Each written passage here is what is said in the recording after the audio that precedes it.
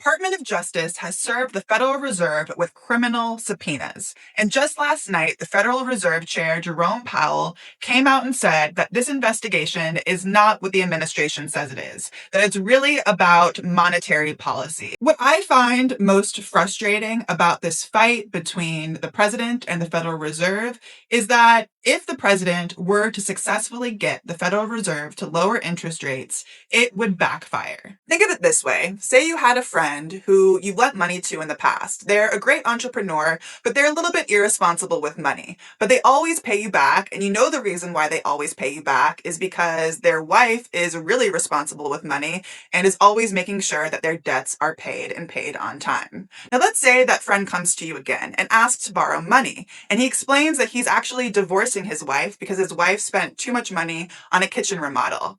That would raise some red flags, right? And let's say you go to the wife and you ask for her side of the story, and she says the real reason that her husband is divorcing her is because she's been too strict with the money, that he wants to spend irresponsibly and she won't let him. Now let me ask you this. Would you keep lending that friend money or would you stop? This is kind of what's happening with the US government. Investors feel comfortable lending the US government money because they know the Federal Reserve will be responsible. If the Federal Reserve were to start increasing the money supply irresponsibly, this would lead to inflation. And investors hate inflation.